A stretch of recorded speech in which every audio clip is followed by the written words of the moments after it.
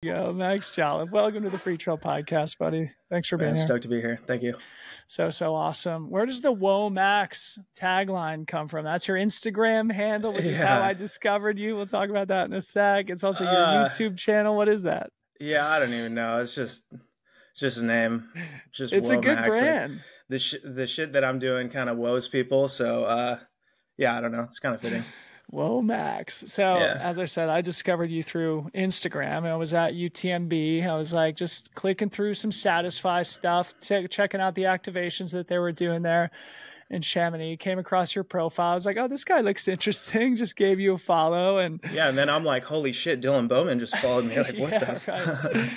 And then whatever, 2 months later, I'm like, oh, it's that guy. He just won the Moab 240. Let's see if we can get him on the podcast. So anyway, this is our first time ever talking. So it'll be, kind of a exploratory fact-finding mission about you, but I'm excited you're here. I'm excited to get to know you a little bit better. I start all these conversations in the same place with all my guests, and it's especially relevant to ask you, being that this is your first time here and our first time talking to each other. That is just what makes you you. What are your unique strengths and weaknesses? How do they show up in your life?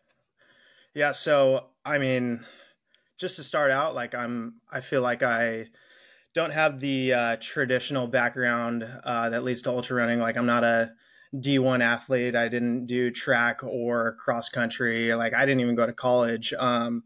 I just, I grew up skateboarding and surfing. I live here in Newport Beach, California. Like, I'm from the beach.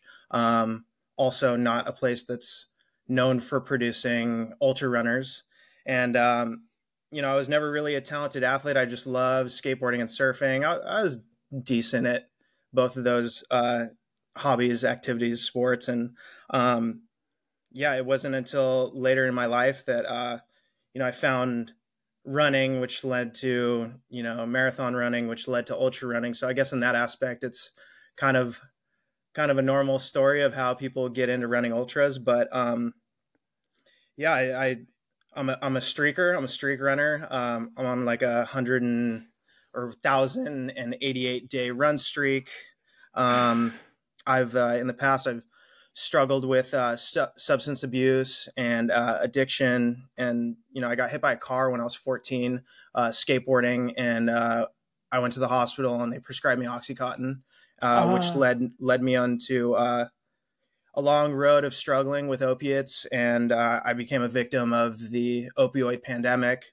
And I ended up getting sober when I was 20 years old and started to get my life back together, and just almost by accident found running. And it kind of like filled this void in my life that I had, and started to give me purpose. And it was something challenging and hard and something that I could push myself in. And I was able to start making goals and achieve those goals, and then make more attainable goals. And like, as I progressed in running, my entire life just kind of progressed as well. And I don't know, everything's just been coming together. I ran my first ultra marathon less than 2.5 years ago.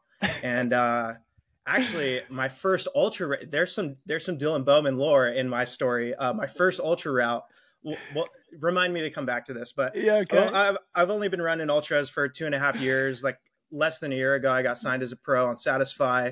And then just leading into this year, I've had just a ton of success with a bunch of different races, TDS at UTMB a couple months ago. And then now leading into Moab 240, which is another just crazy story. A whole story in itself. Well, geez, man. I mean, that's your whole story in a nutshell right there. And I want to talk about so much of it. But I watched the video that Cadence made about you called The Beach Kid on YouTube. It's really great. It sort of documents your competition at TDS. And in the film, you say that as a kid, you weren't good at anything. Like, you weren't athletic in any way. What were you good at? Like, what do you, in your soul, what do you think makes you... I was good at skating. Like, I wasn't like pro level or anything. And I always loved surfing, and I surf better than the average person, just from doing it my entire life. But I don't know. I always kind of had this like competitive edge to me. Like, and it's weird when you're when you're growing up and you're competitive, but you're just like not good enough to be competitive at anything. So it was like kind of just this like angst that I had, you know what I mean? Which I don't know. It was what it was, you know, but yeah, I was just always into skating and surfing, and I had no idea that I would have ever liked running or if I would ever have been any good at running. It was just well, it makes sense. You ended up with Satisfy, right? And you still very much have the skate and surf vibe to you, which is one of the reasons why when I clicked through your profile, I was like, oh, this guy looks interesting. Dig his whole look and feel. Might as well give him a follow. But I'd love to dig into this personal story a little bit more. I mean, you just mentioned it at the top, and they documented a little bit in the film, but you said you were sort of on a bad path with drugs and alcohol, got arrested. If it's not too personal, I'd love to hear that story. Maybe start from the car crash. I'd love to hear. Yeah. So, I was, 14 years old.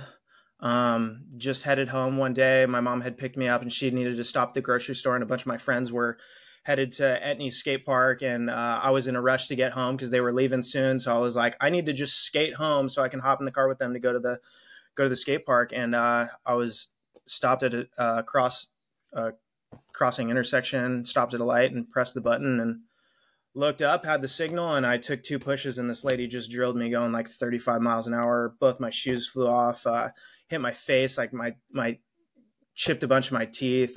My teeth are fake. I had road rash all over my body. And I get rushed to the hospital and they hit me with morphine. And it was the first time in my life where I was like, I'm okay. Like I was in so much pain, so scared. Everything was just so chaotic. And that stuff hit me and I was like, okay, everything's chill, you know? And then they send me home with a prescription for Oxycontin at 14 years old. Like it's insane. And then just that being my first taste of drugs and alcohol, it was just like I ended up chasing that for a long, long time. And then coming into high school, starting to party, drinking, doing coke, many other things. And then lo and behold, I'm 18 years old again, and I'm strung out on opiates again, doing pills, and just got really deep into it. Ended up going to jail a couple times. I spent a couple months in jail. The second time, which finally was my opportunity to get sober, and I've been sober ever since. But it's just it was just a tough thing, like just dealing with addiction and having a bunch of friends die, and it's just shitty. It sucks. And like I was always a good kid. I just like got caught up, man.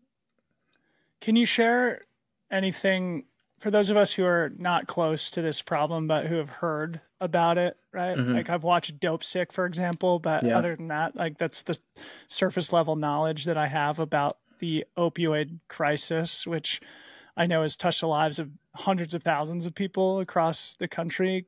Can you provide any deeper insight as to the scale of the problem? Yeah, I mean, this stuff was just they were handing it out like candy just to make the most money possible, and pills like Vicodin, Oxy, like pretty much any opiate. It's like it doesn't matter who you are. If you take those pills for more than a week or 2 weeks straight, you will be addicted, like physically. And yeah, it's a painkiller. It numbs all your pain, and I don't know.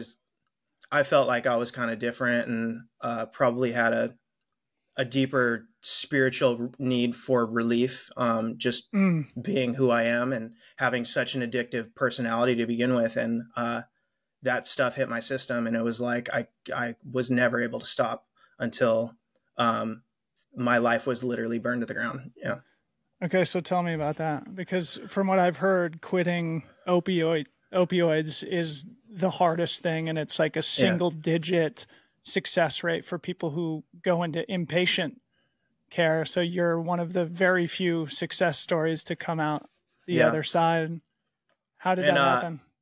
So I was just, after high school, I was like, fuck it. I'm just doing my thing. And just was running around with a bad group of people, drug dealers. And I was selling drugs myself. I was selling coke and selling pills and everything. And just got really bad, really dark, really deep. A lot of my family struggles with drug addiction. I come from a long line of alcoholics and drug addicts, so it was almost like I was genetically programmed to have addiction issues. And yeah, just for years I was like living on people's floors, sleeping outside, in and out of my house, like getting kicked out, just in all kinds of trouble, and ended up getting arrested. Got out, still wasn't able to get sober, kept using drugs, and finally ended up getting put away on a probation violation for giving like 10 dirty drug tests in a row. Yeah. And that was like my window of opportunity. I felt like it was maybe my only chance to ever get sober. And I used that opportunity, being locked up in jail, to just like quit cold turkey, and ended up getting out and getting really involved in 12-step programs and going to meetings, and just began my journey, and was luckily able to like get like a nice group of people around me that were supportive, and was able to stay sober for ever since then. So, yeah. You mentioned that you were probably looking for some deeper spiritual relief. Did you find that with 12-step and with that community? Because oftentimes addicts are filling some other hole, and I think it is interesting to communicate that as like a searching for some sort of spiritual relief. Yeah, for sure. And it did for me. Like it was exactly what I needed. And I still am involved. I mean, not as much as I probably used to. Running just takes up so much of my time. But yeah, it's the foundation of my life. Like without the 12 steps and the program and everything, I would have nothing. And I always try to remember that, just where I came from. And I don't know, I apply a lot of those things that I learned in my life today. And that took me so far. And then I found running, which like almost like filled me up the rest of the way. It was like another piece of the puzzle that I was missing.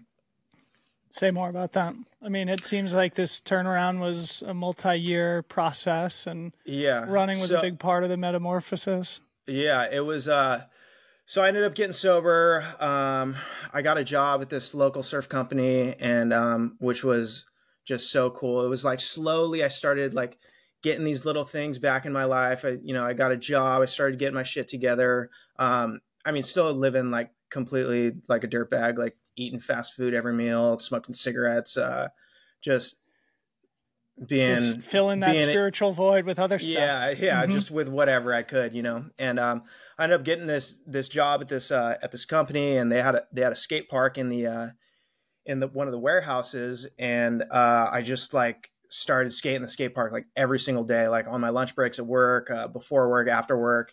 And you skate the skate park for long enough and you're eventually just going to get hurt. And I ended up breaking one of my ankles, which was not too bad. It was a pretty quick recovery, just a minor break. And then like a year later, I broke my other ankle, and that one was quite a bit worse. I was like out for like 6 months. I couldn't do anything, and like in a cast and in a boot. And I had a roommate at the time who was like super into going to the gym. Like he was a bodybuilder, and I was just like super out of shape and like felt like shit. And I was like, dude, I don't know what to do. I just like feel so bad all the time. Like I just feel like crap. And he was like, dude, start coming to the gym with me. Like, I'll show you what to do. Like, we'll start lifting. And I was like, all right, cool. So I got a 24-hour gym membership, and he started taking me to the gym. And I like lifting, but I wasn't trying to be like a big buff, like yoked bodybuilder guy. So I'd lift with him, and he showed me the ropes, but I ended up like finding myself just like going to the cardio section in the gym. And it started off with the stair climber. Like I like fell in love with the stair climber. I'd go to the gym and hit like an hour stair climber session. And then it would be like, I'd go to the gym and I wouldn't even work out with him anymore. I would just do the stair climber for like an hour and a half, just like sweating my ass off. I was like, oh, this is like sick. I really like doing this. And then eventually my ankle started to feel a little bit better. I did the elliptical for like a second.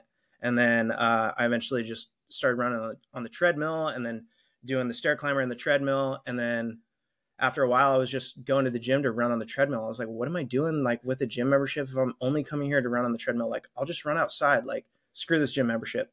And then I remember like my first run outside on pavement was like 2 miles. And I was like, holy shit, like I can barely run 2 miles. Like that sucked, you know? The treadmill like does all the work for you. I was like, this is hard. And then just like wanted to push myself. Like I remember I'd run 2 or 3 miles and then I was like, I'm going to try to run 4 miles today. And then I'd run 5 miles and then I'd be like, I want to try to run 5 miles at like a 9:30 pace instead of a 10-minute pace. And then I just kept pushing myself and pushing myself. And then one day I like ran 10 miles. I was like, holy shit. Like I just ran 10 miles. Like that's like almost a half marathon. Maybe I can train for a marathon. And I ended up training for a marathon and ran my first marathon. And then the rest is just kind of history. That's amazing. It reminds me of 2 things you kind of mentioned in passing at the beginning of the conversation, that being goal setting and having purpose, 2 things that running provide for a lot of us. Anything you want to say about those 2 things as a phenomenon as it relates to recovery or life in general?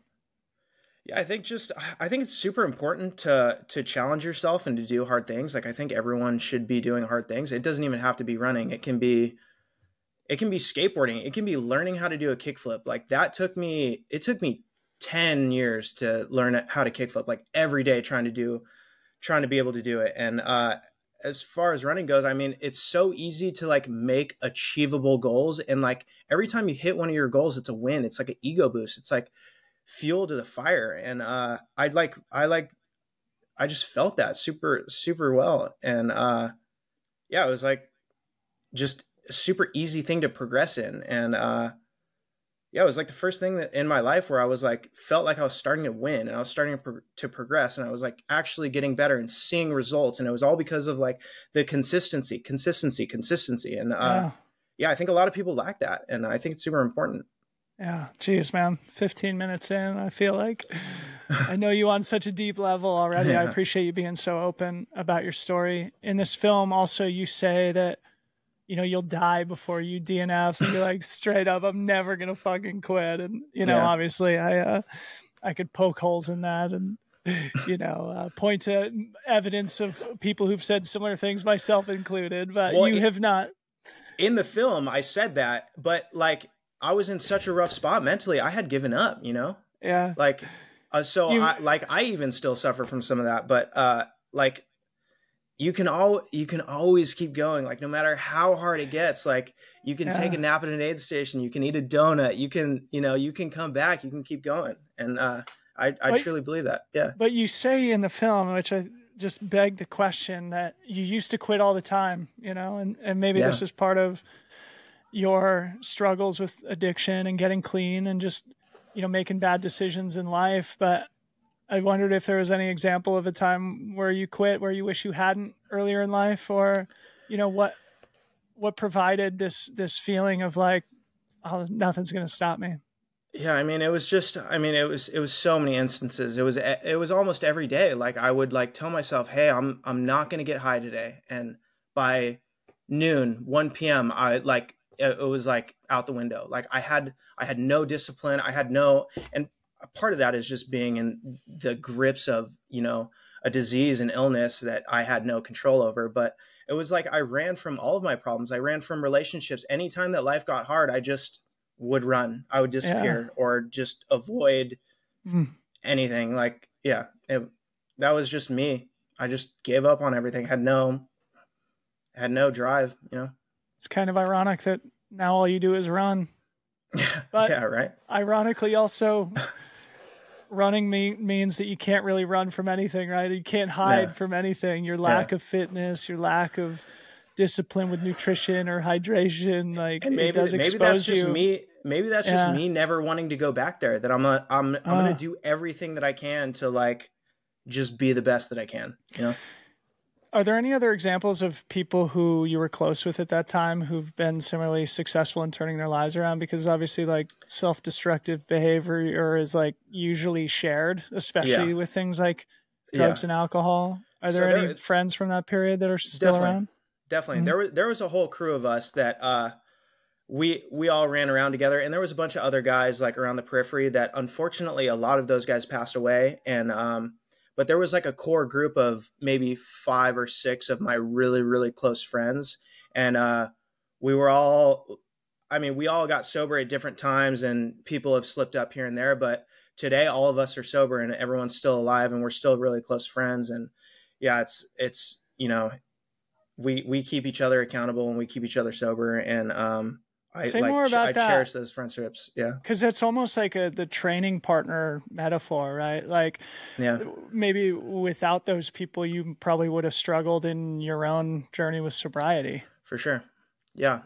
And it's like, those are the dudes that like I've been in the trenches with, you know. It's like someone that you're deep in, you just like get connected with them on almost like a deeper level, like a spiritual level, just someone that you've been in the shit with and you've made it out. And it's like, it's just, I'm more stoked to like see my friends succeed. Like a lot of these guys they got their lives together. They're doing great. They have kids. And that stuff brings me like more joy than like even seeing what's going on with me, you know? How long have you been sober now? I'll have 13 years on April 6th. Damn. Yeah. Jeez, for a young man. Yeah. You got sober at a young age. Yeah. I got sober at 20. I've never even taken a legal drink. Good for you, man. Wow. Yeah. Strange question for you. Yeah. Tattoos. Yeah. You know, one of the first thing you notice with Whoa Max is you're covered in tattoos. Tell me the story of your first tattoo. It was actually for a good friend of mine who passed away. Danny Kelly, rest in peace. 2011, he died of a heroin overdose, and I got a tattoo to memorialize him. And that was my first one when I was 19. And just got addicted to getting tattoos, you know, just like everything else. But yeah, I had a lot of friends who became tattoo artists and do tattoos, and made a lot of friends with other tattoo artists. So I would like, for years in my early 20s, I was like just hanging out at a tattoo shop for fun. And I'd like trade these guys. I'd print t-shirts for them and they'd do free tattoos on me. So you hang around the barbershop long enough, you're going to get a haircut type thing. Yeah. What makes tattooing a way of life? As somebody who doesn't have any tattoos but is fascinated with subcultures of all types, you know, people who have tattoos, especially at the volume that you do, there's something about just the practice of getting them and accumulating them that is in some way like spiritually fulfilling, isn't it? Yeah. Yeah. I mean, it's a living art collection on your body. And I love tattoos. I love tattoo artists. I like their art, and I like collecting their art. And there's like a weird kind of ritual of going into the tattoo shop, getting set up, getting tattooed. And I'm sure, you know, you at some level understand also like enjoying the pain in a weird, sick way. Like if you run 100 miles, you got a couple screws loose. So of course, tattooing like in some way is kind of similar. It hurts, but I don't know. I like kind of enjoy it. All right. I'm sold. I'm going to get my sleeve this weekend. How about that? One. Yeah. What do you do for work, Max? Obviously, I want to come around and talk about some of the stuff that you're working on with Cadence and Satisfy. But when we were setting this up, you said, I got to get home from work. Yeah. So I work a full-time job for a local surf company here in Southern California. I'm an apparel designer, so I design pants and shorts and woven tops. Yeah. Is it Western hydrological research? Western hydrodynamic research. No, hydrodynamic. That's a friend of mine who I used to work with. He started his own brand, and I do some freelance work for him here and there. I do a little bit of design work when I got some free time. I help him out, but yeah, he's a good friend of mine that just has another surf brand. I mean, here in Orange County in Southern Cal, I mean, almost every single surf and skate company are located here. It's like, you know, Hurley, Volcom, Ruka, Rip Curl, like all the big surf brands, all the big skate brands, they're all here. Okay. Well, makes perfect sense with Satisfy, and we'll talk about it in a little bit. Yeah. You mentioned at the top too that you're a run streaker. Tell me about that. And like, first of all, I guess like, when did it start? Because again, I'm not a run streaker. I'm fascinated with human behavior, and to me, with run streakers, there must be something unique about the specific moment in life that each individual was at when they started. I'd love to hear a story of yours. So, man, what was that?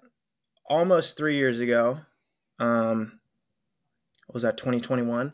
I was getting really into climbing, so I was going to the climbing gym all the time, and it was one afternoon. It was kind of like the sun was setting, so the light was a little weird in the gym. Like the inside lights hadn't been turned on yet, and it was just kind of strange lighting. And I jumped off the wall just like backwards and wasn't spotting my landing. And I landed on the mats with my knee straight, and it just popped my knee. And I ended up tearing my meniscus, and I couldn't run for a while. And I ended up getting surgery and getting the thing fixed. And then it was a pretty quick recovery after that, maybe, 4 to 6 more weeks. And then I was on a trip in Hawaii, and I was like, oh, my knee's like actually starting to feel good. I was like, I'm going to see if I can run. So I did just a run on the beach in the sand, and it wasn't even a mile. And then the next day I ended up doing like 4 or 5 miles, and I was just so grateful to be running again, like something that just like brought so much to me. Like for years, it was like running had become my thing. And I was just like so bummed to not be running that I was like, every day, no matter what, I'm going to run at least a mile. And I've been able to maintain the streak ever since. And it's not easy. It's like honestly a pain in the ass sometimes. And especially the days like after 100-miler or a 200-miler, like it's so brutal having to run a mile. But I feel like, I mean, I'm an all or nothing person, and it's just, I enjoy it, and consistency, I think, is the most important thing when it comes to running and training. And like all of my friends, the biggest thing I preach, in life, the biggest thing I preach is consistency, consistency, consistency. That's how you'll get results better than anything. And there's no better way to be consistent than to be on a run streak. So it's just every day. And most of the time it's super easy. And like I'd probably run every day anyways. So that's how I became a streaker. Tell the story of running on an airplane. Yeah. To keep the streak alive by any means necessary. So back in May, me and a couple of my coworkers and friends, we had booked this trip. It was during COVID. We got some like half price deal at this resort in the Mentawai Islands, which is in Indonesia. It's a super remote island that has super, super good waves. And we were putting it off for years because there were all kinds of lockdown and quarantine restrictions. And this last year, finally back in May, we were set to go, and our flight left on, I think it was like May 8th at 11:30 at night. So I was able to run that day. But it was May 7th at 11:30 at night. We left LAX. The 8th, while we were in the air, because we were crossing the date line or whatever, by the time we landed in Singapore, it was already the 9th. So during the 8th, I had to run somehow. So on the plane, I mean, I've seen videos on the internet of people like running up and down the aisles, which is just psychotic. Like, I don't know how you can do that to everyone on the plane, but everyone was asleep, and I kind of like snuck off to this little corridor by the bathrooms, and I just set my watch to treadmill setting, and I just ran there in place for like 25 minutes. And every time someone would come by, I'd like stop my watch and like kind of hide, and people were giving me weird looks, but I was like, whatever. And then just ran there for an hour until my watch hit a mile. So that was like kind of the weirdest, strangest run that I ever did for the run streak. Yeah. Commitment to consistency. But it was fun, I admire it. So walk me through the process of feeling totally unathletic or athletic in different sports, surfing and skating, to feeling like you could compete as a runner. Because I'm sure there's a lot of people who are listening who resonate or identify with your story in some way. I mean, but seeing where you are now and the accomplishment you're just coming off of at Moab, which we'll talk about at length, I'd love to hear you just talk about the process of like starting and hitting the treadmill and then feeling like you could barely run 2 miles to where you are now.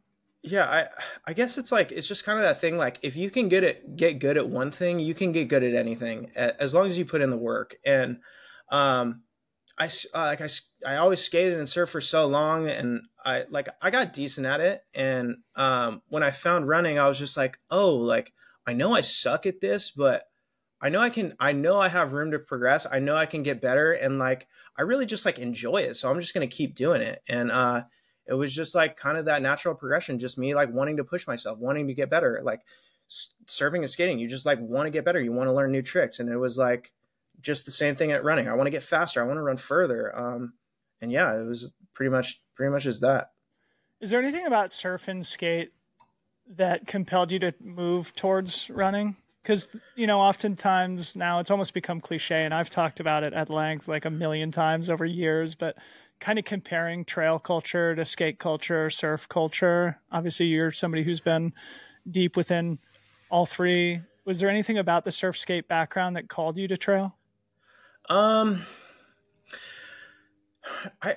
think our, like my generation, I think you're maybe a little bit older than me, but we all like, I grew up like idolizing skaters like Tony Hawk and surfers like Kelly. Like those guys were my idols. And I think just naturally as we get older, like you can't, I don't want to say you can't skate forever, but as you get older, you just kind of like find new hobbies. You find new things that you're into, that you get into. And I don't know, I think health and fitness is just like on a boom. And we saw it with COVID, like just the crazy eruption of running and especially trail running. And I think there's just like a lot of people that are similar to me that like found running and were like, oh shit, this is really cool. This is like doing something for me that maybe skating or surfing felt like this. It's like this new thing that's like, to be honest with you, is like, I mean, trail running is like a super spiritual activity, at least for me. Like just being outside with nature. I mean, it's the same with surfing. Like you're just out there in nature, flowing across the surface of the water or dirt or whatever. And I call trail running dirt surfing. I think Jeff Browning was maybe the first person that I heard use that term. I'm like, oh, that's so sick. I'm going to steal that. Yeah. Yeah. Okay. So I went back and looked at some of your race results, and it seems like the first trail race or ultra you did was Broken Arrow 46K. Just Okay. back in, go ahead. Let me tell you about the first ultra route I ever ran. And this is where Dylan Bowman has some Max lore. So let's go. So after I ran a couple marathons, I started doing this thing where on my birthday, I would run however many years old I was turning in miles. So I think maybe the first one I did was like 27 for my 27th and 28, 29. And then for my 30th birthday, I was like, I want to do something bigger. Like I want to do something sick. Like I want to run in like a cool, like kind of a cool place, like do a like long trail run somewhere. And I was doing some research and I was like, oh, Joshua Tree would be sick to do a trail run. So I found the Joshua Tree Traverse. And at the time, the dude who had the record of the Joshua Tree Traverse was Dylan Bowman. I was like, oh, let me check this dude out. He ran, I think he ran it in 4 hours, 16 minutes. Something like that. Yeah, just under sub 7 minute pace. I was like, holy shit, someone can run 37 miles under a 7 minute pace. Like, that's insane. Like, what? Like, I couldn't believe there was people like out there that could like run like that. You were like one of the first ultra runners I had ever found out about. And I watched the YouTube video that you did about the Traverse, and I got some beta on it. And I remember seeing you had a Red Bull hat on. I'm like, oh, this dude rides for Red Bull? Like, what? That's so sick. Like, that was like shit that I related to, you know? So you were like one of the first people where I was like, man, this dude's sick, you know? So there's a little bit of lore for you, but the old heads. How was the Traverse for you, man? That was your first like ultra distance run. Yeah, I mean, you clearly ran more miles than your birthday. I mean, your birth year. I was planning on doing a bigger one for my 30th, but it was sick. Like it was hard. It was brutal. I had like one of my good friends come and like crew me along the way, a couple stops, like swap bottles with me. But yeah, it was amazing. It was a really, really cool experience. I mean, I don't even know how fast I ran it, like 6.5 hours maybe or something. But yeah, it was cool. And I was like, well, this is something I could get into. Yeah, we should say I had a good day that day. And I think it was a year and a half later or something, Aubrey Meyer came and absolutely smashed it. It took like 10 minutes.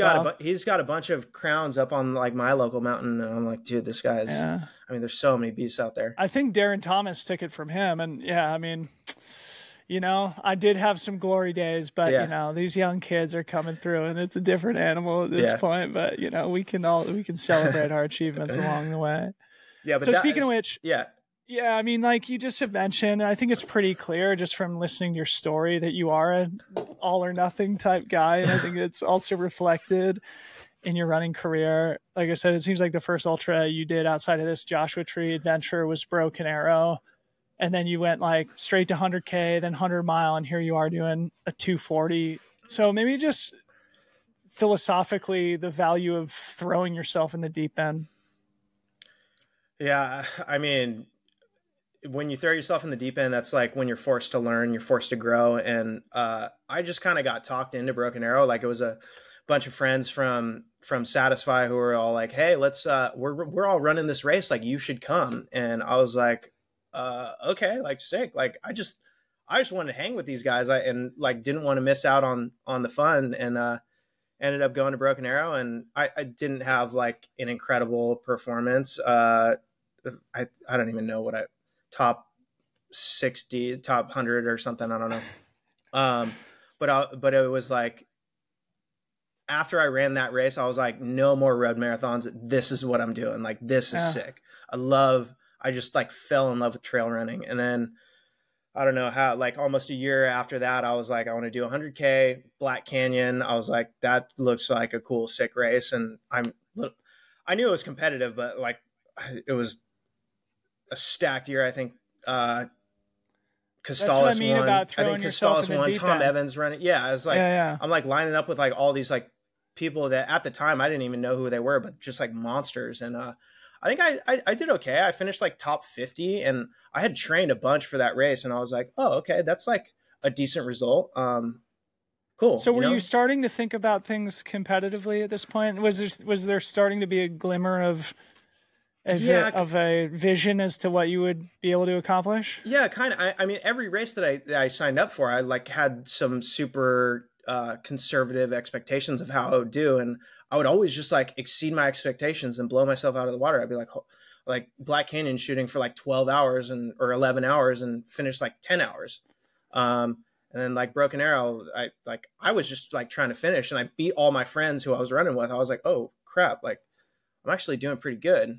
And then after the 100K, I ended up going to Cocodona for, what was that, Cocodona 2023. And I was working at the Fain Ranch aid station, and I remember I worked all night, and I remember seeing like Mike come through, Mike Versteeg, and a bunch of the leaders. And I remember just like telling myself, I'm like, oh, these are just like normal people. Like, they're not like these superhumans that I had like built up in my head. I'm like, I mean, I don't want to take anything away from anyone. Like incredible runners and incredible people. Like anyone who's doing a 200 miler is just like insane. But just seeing like how they were at mile 100, I'm like, oh, they're all like hurting. They're just people, you know? And that kind of like sparked my interest in attempting a 100 miler. And then I signed up for this 100 miler, like I think only a month out from the 100. It was Samo 100, which I think she later renamed to the Malibu Canyon. It's not even a race anymore. Kira Henninger's race. Yeah, Kira's race. And that's when I first met Jesse Haynes. And I show up to this 100 miler, and I run a great race. I finish and get second to this 51-year-old guy, Jesse Haynes. I'm like, who the hell is this guy? Like, he's 51 and he beat my ass, like beat me by like an hour and a half. And I was like, had trained so hard for that race leading up to it. And I was like, dude, like, who is this guy?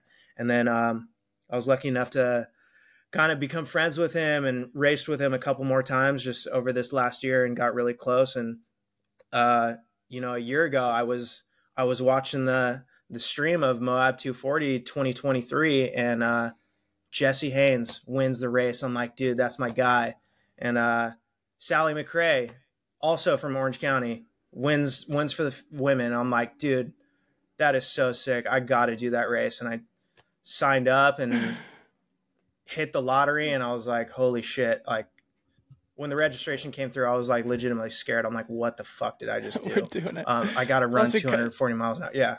And it's extremely expensive too. So when that registration comes in, you're like, all right, I better actually want to do this. But let's come back to this Jesse Haynes thing in a sec, because I would love to hear you talk about him, and just like, I'd love to hear just maybe some of the advice that he's given you. But before we get to it, I want to talk about Satisfy and Cadence real quick, because like you're sort of newer on the scene and you've got like two of the coolest sponsors. Like you're aligned with two brands that I think you very much are the archetype for. Like, you know, when you look at Max and your Instagram profile, you're like, oh yeah, that dude looks like a Satisfy athlete. And Cadence seems like a really cool, hot, new electrolyte drink brand. So maybe just give us the story about how you got connected with both and how they're supporting you on this journey.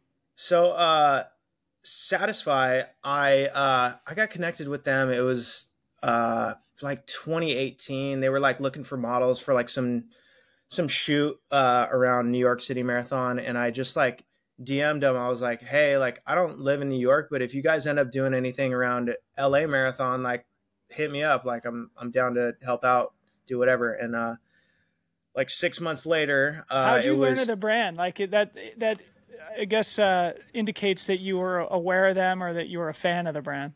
Yeah, so I've worked in the surf industry. I worked for an apparel company, and like from Satisfy's inception, like they've always been a brand that's just on everybody's mood boards. I think the first video that I saw was like with a guy who actually is local here. One of the Stopnick brothers, I forget which one it was. I think maybe Chase Stopnick. He did like, it was this video of him someone running next to a guy riding a chopper.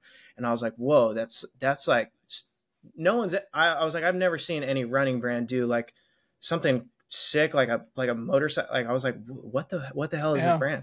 And then they did like another campaign with like Sam Anderson where he's wearing like a Black Flag shirt or a Minor Threat shirt or something, running through the streets of New York. I was like, dude, this is like a really, really cool company. And I just became a fan of Satisfy. And I was like, I just hit him up and I was like, hey, if you guys need a model for anything you're doing in California, like let me know.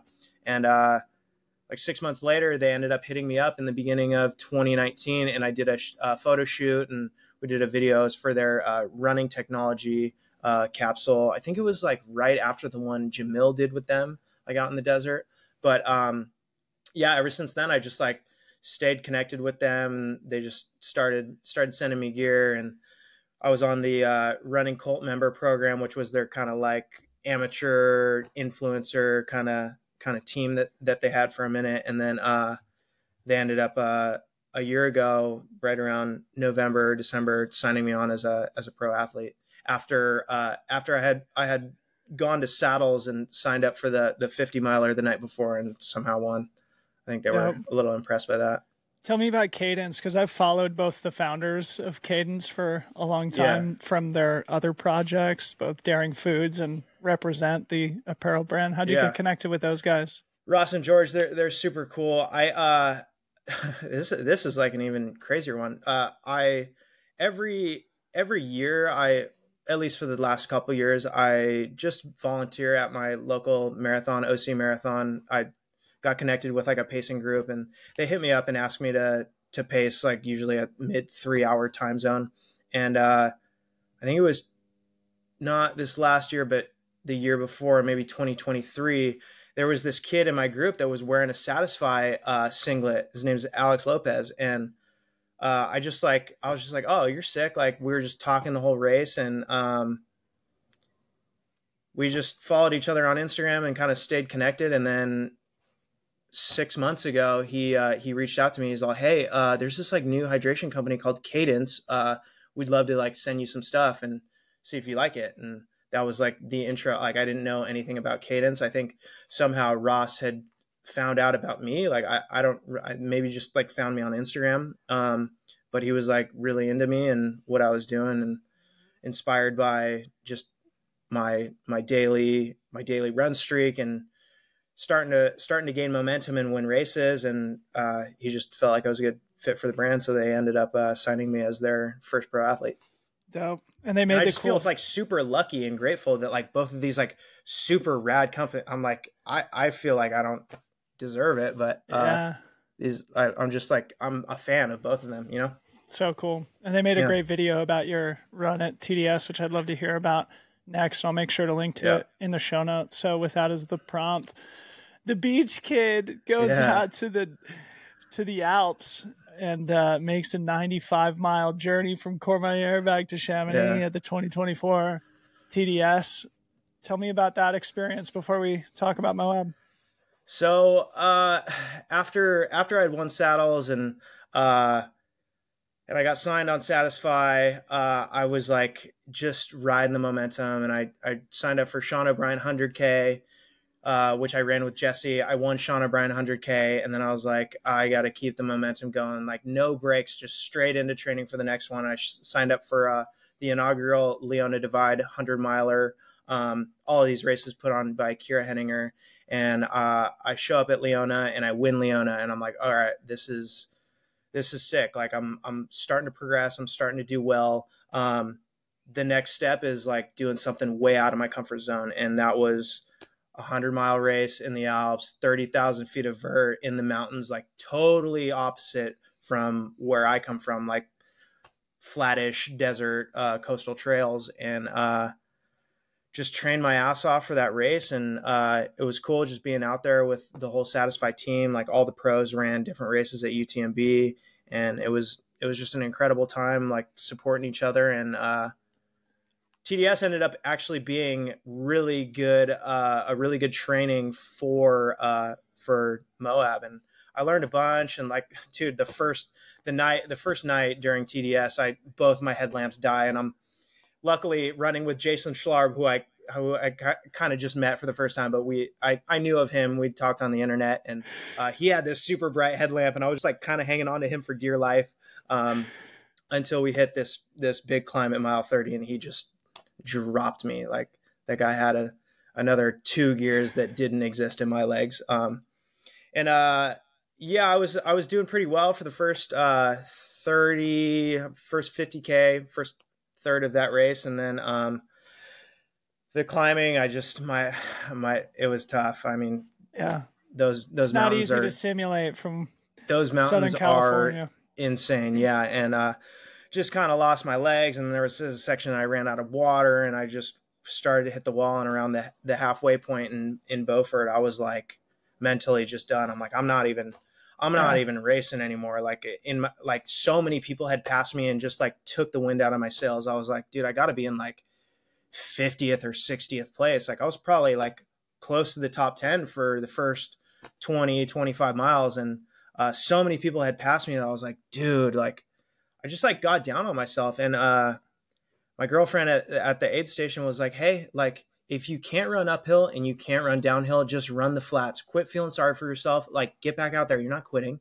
And I was like, all right. And I took off. And as soon as I left that aid station, it's like hot. I do really well in the heat. And I start passing people. And I'm like, oh, shit. Like, just as quickly as I lost the energy from getting passed from people, it was like I started to gain that energy back as soon as I started passing people. And like all these guys that had just passed me that I like was giving up on, like they were just like right in front of me. Like they weren't that much further ahead. And I started gaining my ground back, and I'm like, okay, I'm like starting to get back in this thing. And I just kept trudging, just kept moving, and came into the last crude aid station at Le Consamine. Yeah. And I asked Mackenzie, I was like, hey, like what place am I in? Like, I have no idea. I didn't even check my phone. And she was like, you're in 22nd, and the last two guys just left. So like you could be top 20 if you just like get going. I was like, oh my God, top 20. I was like, I couldn't even believe her. So I left the aid station and I pulled my phone out to check. I'm like, dude, she's lying to me. And there I was, 22nd. And I'm like, dude, there's 20 some odd 30 miles left in this race. Actually, no, like less than that, like less than 20 miles. I was like, I'm just gonna go all out, you know? And there was this big climb. I passed like 5 more people. I found myself in like 17th place. And then me and these 3 other French guys were just running for the rest of the race, kind of leapfrogging. And I ended up coming in 19th at TDS. And it was just such a lesson. Like I learned so much. Yeah, and it's like every one of these races, I'm kind of just like learning on the fly, like learn about lighting and headlamps and throwing fueling. yourself in the deep end, you know? Yeah. There's the only way you're going to learn. that. And it's the best way to learn. So cool. So we'll move to Moab now. But before we do, a fun anecdote for you and for our audience. In 2012, at the Run Rabbit Run 100, in the middle of the night, I happen across a shirtless Jason Schlarb without a headlamp. And he had to hang on to me to use my headlamp for like 5 miles. So he repaid. He's paying it forward. Yeah, he paid it Thank forward. You, Schlarb. Thank you, Schlarb. Fun You saved my life. Our story intersects going back to Joshua Tree. All right, Moab, dude. Let's come back to Jesse here. Like you said, he won last year. You won this year. You broke his course record on this new course. So talk about your relationship with Jesse, any knowledge he instilled in you prior to this 240-mile journey. So after Sean O'Brien, I started this rumor that Jesse Haynes was my biological father. And we kind of have a similar look. Like when my hair's a little bit longer and his hair's longer, like we look like we could be father son. And I think he's actually old enough to be my dad. I could see it. Yeah.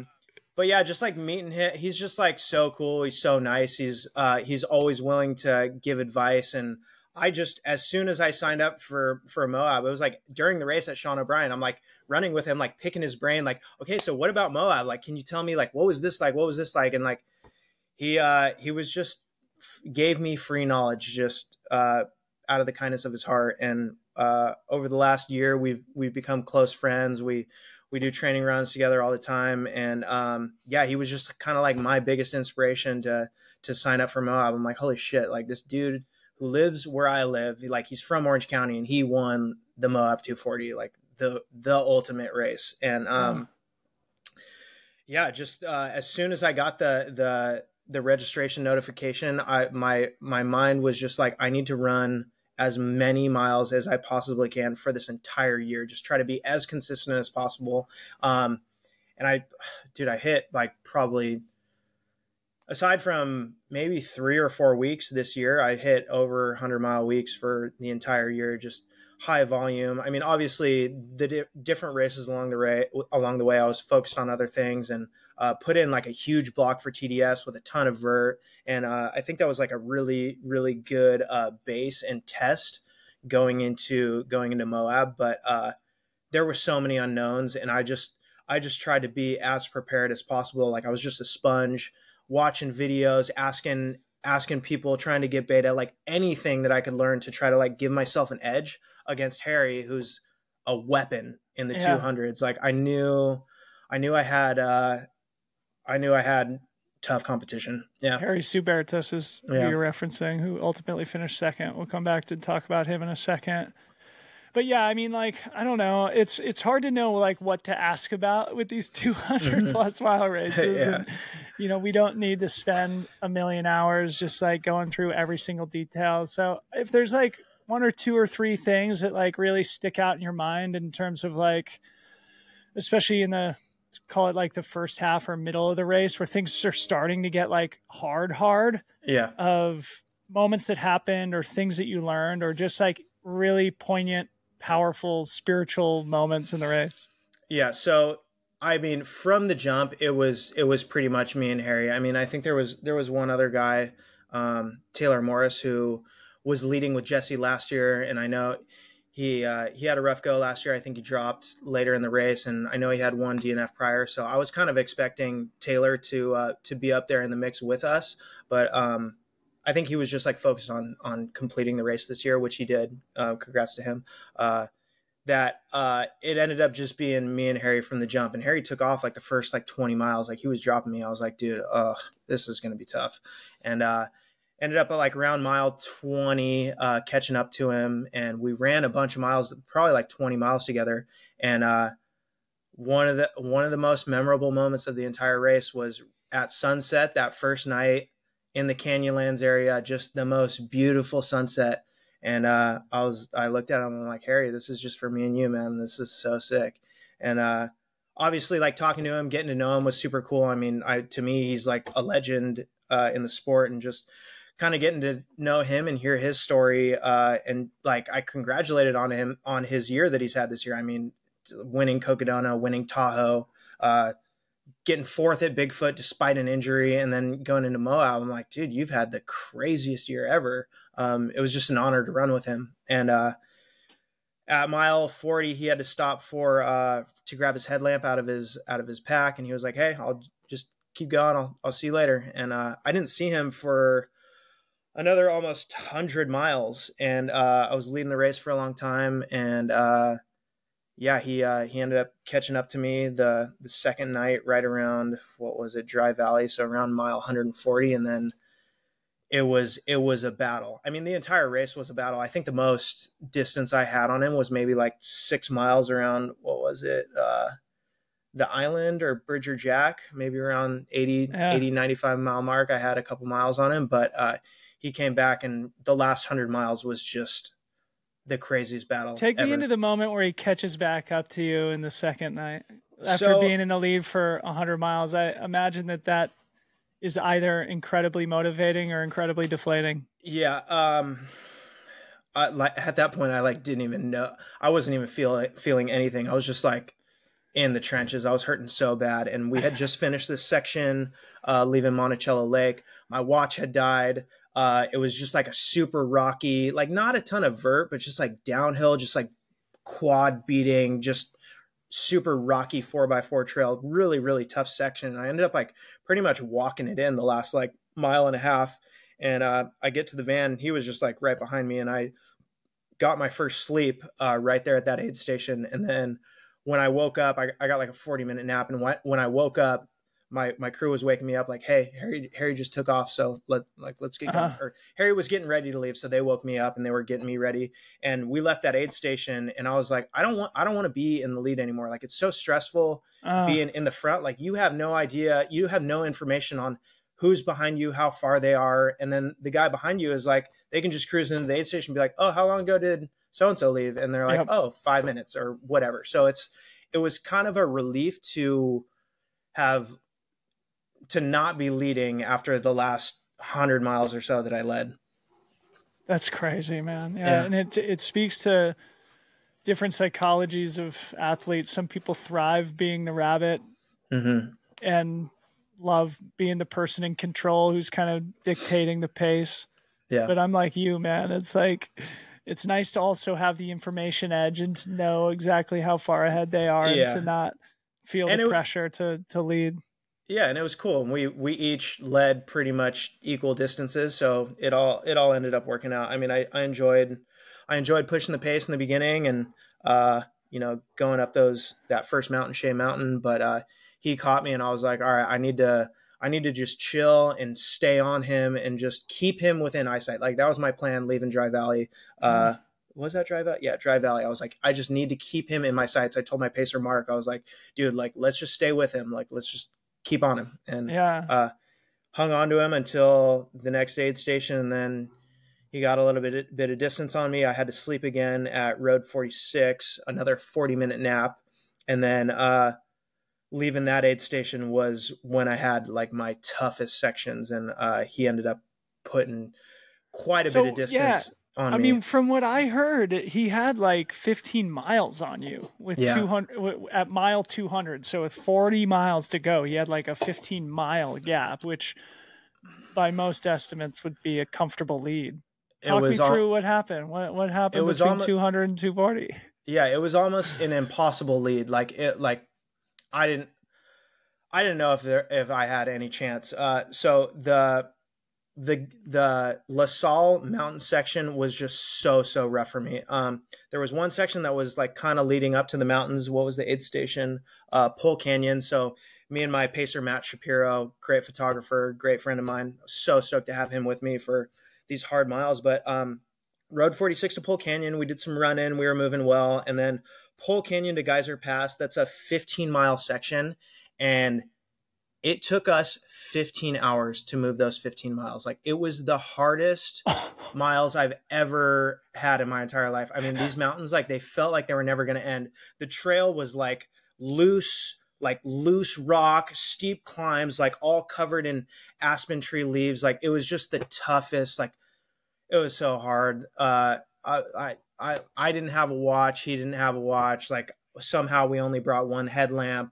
We ran out of water in a section, like had to drink water from this super sus stream, and there's cows everywhere. Like, I was like, we got lost. It was like just a disaster. And we came into the aid station, and at that point at mile 200, I was like starting to get concerned with third place. I'm like, how far is third place? And just to give you some context on how long that took me, Sarah Ostazuski, congrats to Sarah. I mean, teammate of mine, she crushed one Moab as well.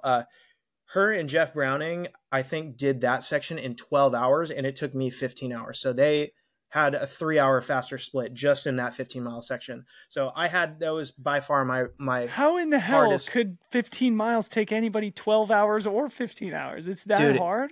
Or is it just like, I mean, plus it's that late in the race? Yeah, you're 185 miles in. It's at 10,000 feet. Like, it was just, I did not do one step of running in that entire section. And like, dude, there's so much out there still on that course. Like with you know, the time, like, damn, I could have made up so much time there. But anyways, I had a really rough go. I come to that aid station at mile 200. I'm worried about third place.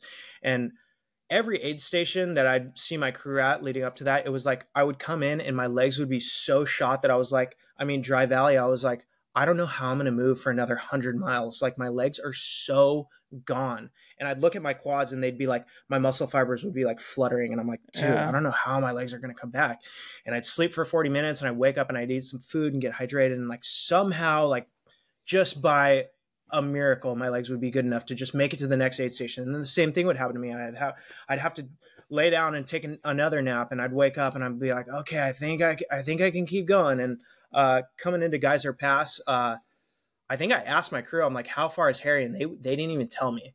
And I was like, all right, I just need to sleep, because I know, like, my only chance at being able to even finish this thing is just like get another reset on my legs. And I passed out for like 40 minutes, and I think Mackenzie woke me up, and I was like, give me 5 more minutes. And I slept for 5 more minutes, and then I woke up, and it was like the perfect storm. Like, the stars had aligned.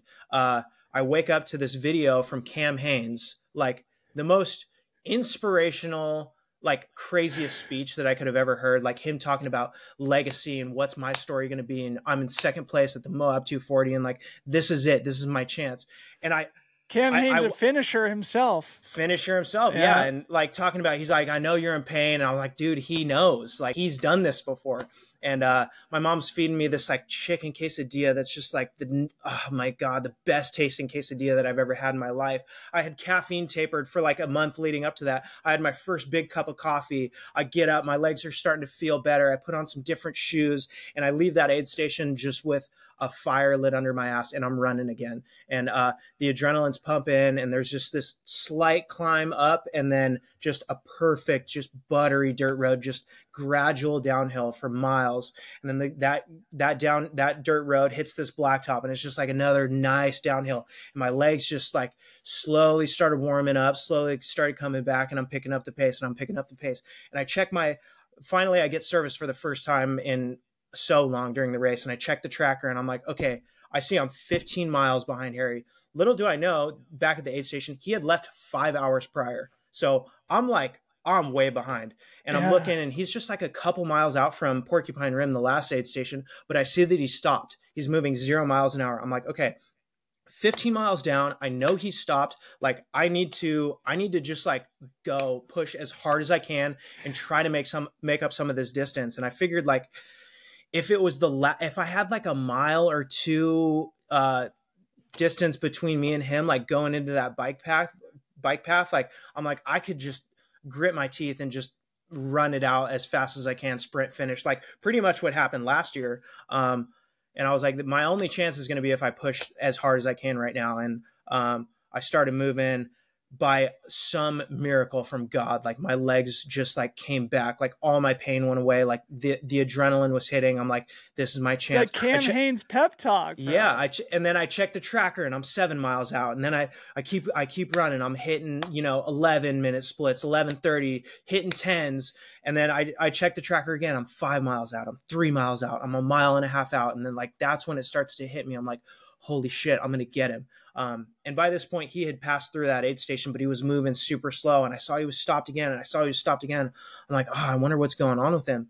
And it was maybe 13, like just a couple miles outside of Porcupine Rim, which was mile 221. So maybe, I don't exactly know, 17, 16 miles out from the finish, I came up on someone just sitting on the side of the trail. And I was like, oh, Harry, like, are you okay, man? And he was like, oh no, I'm Harry's pacer. He's asleep here in the bushes. And I was like, oh damn, like is everything okay? Do you guys need anything? And he's like, yeah, his body is done shutting down. I was like, dude, fuck, that sucks. I wish I could just like give him a hug, but I don't want to wake him up.